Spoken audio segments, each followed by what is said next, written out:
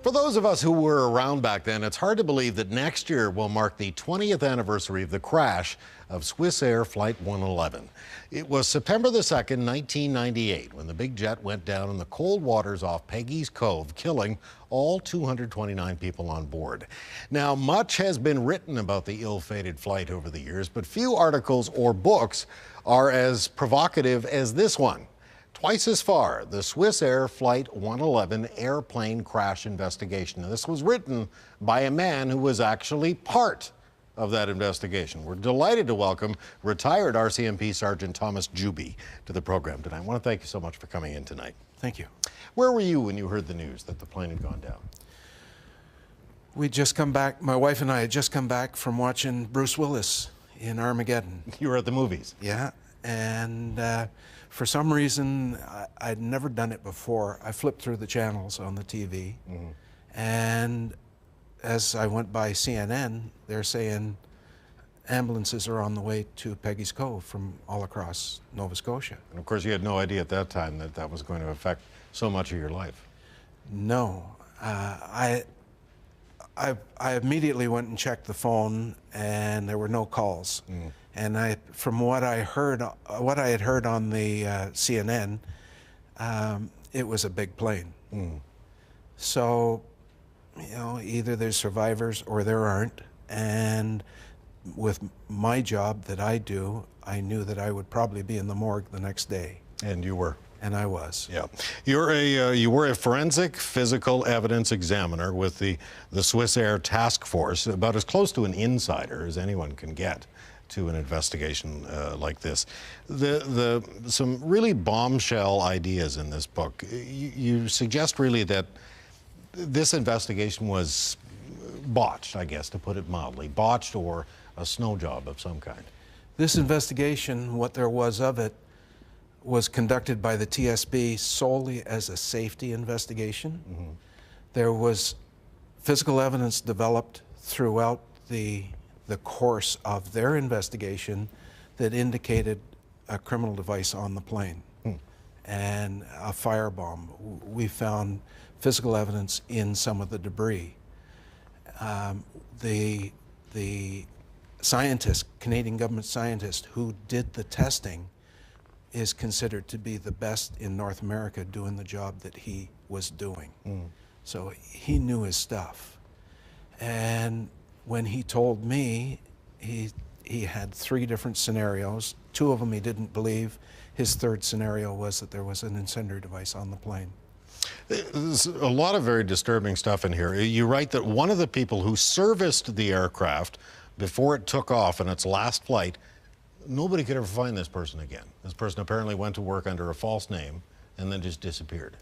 Yeah, when the plane is in the airport, it's of course serviced by cleaning staff, and all of the food cabinets and whatnot are refreshed by a crew that is hired to do that. And one of those people worked the 1 shift on this plane and was never seen again. Fascinating. When they went and checked his ID, it was false ID. False ID. You say bin Laden and Al-Qaeda were actually mentioned early on in this investigation, but RCMP brass dismissed a terrorist connection here, is that right? There was an absolute refusal to consider any aspect of a criminal investigation.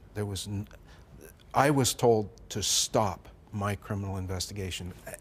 As a forensic ident member, I don't know any other type of investigation other than a criminal investigation. When I go into a scene, it's to look for evidence of a crime. Right.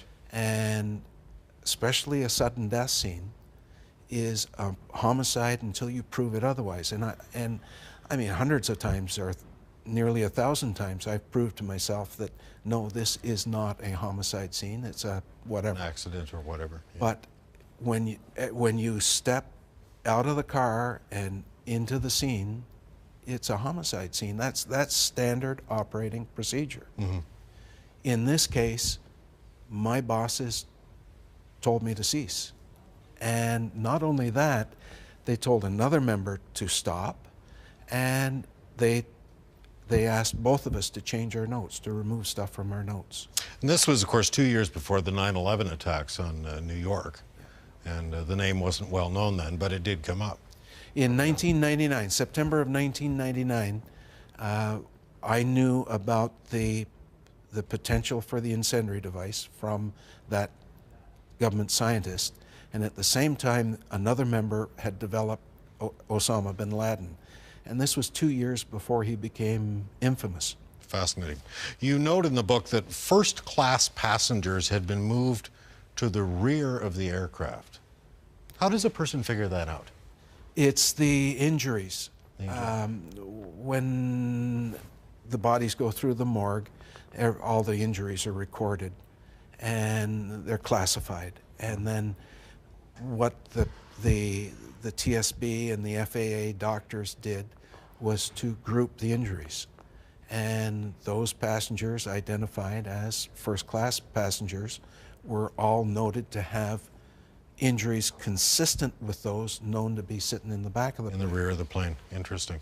And we talk about bodies, body parts. I guess there were no bodies found intact. There was one intact body. One intact body. Only one. All of them found with small holes, and that was traced to some cargo that was being carried.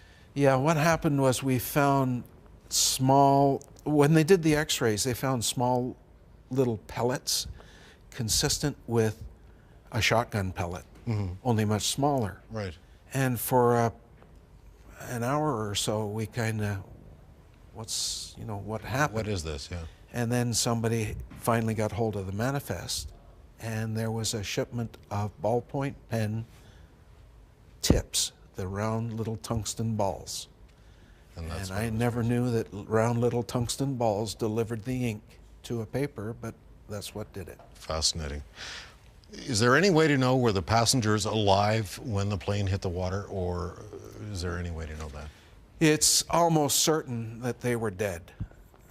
When you've got a major fire in an airplane, it's almost like a submarine.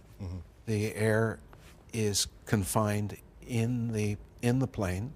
There's a recirculation system, but it's only limited, and at certain times it was shut down. The pilots had shut it down. And you've got a major fire burning plastics, so you have all those cyanides and other gases in the air. They likely would have suffocated long before. And you have a reduction in the oxygen level. Right. So basically they just fell asleep. How much did this investigation, this 4-year investigation, affect you personally? I haven't left it. You haven't left it. You have nightmares? Oh, yeah. Even now? Incredible. We'll be hearing much more about Swissair, of course, with the 20th anniversary coming up next year. How do you think people should remember the Swissair disaster? Well, number one, the people were lied to by the TSB and the RCMP. We had ample evidence of an incendiary device on that plane, a criminal device. Not only the evidence of the government scientist, but we had fire tests that showed that there was insufficient fire load in the top of that plane. The material that was there, when it burnt, would not normally melt aluminum, and we had an abundance of molten aluminum. Should the investigation be reopened? That we need an inquiry. Yeah. As to what happened, why the TSB, I know why the TSB handled it the way they did, but why the RCMP handed it over to the TSB and refused to do anything when there was abundant evidence. And this is a free country by rule of law. It's not, an investigation should not be dictated by politicians or bureaucrats sitting in Ottawa, especially when they have no knowledge whatsoever of the facts, the investigation, or anything. By day 3, all passenger profiling had been shut down. So we don't really know why Fred Smith was on that plane. Where was he going? What was his job? Who was he working for? By day 10, I was told that there would be no court case. The criminal aspect had been shut down. How can you decide by day 10 when we haven't even started looking at the physical evidence? You make some very compelling arguments. I want to thank you so much for coming in tonight. Thank you. Really appreciate it. Thomas Juby, retired RCMP sergeant, was the forensic physical evidence examiner with the Swissair Flight 111 task force. He's been an outspoken critic of the investigation, makes some very compelling arguments in his book, Twice as Far, the Swissair 111 airplane crash investigation. Stay with us. We shall be right back.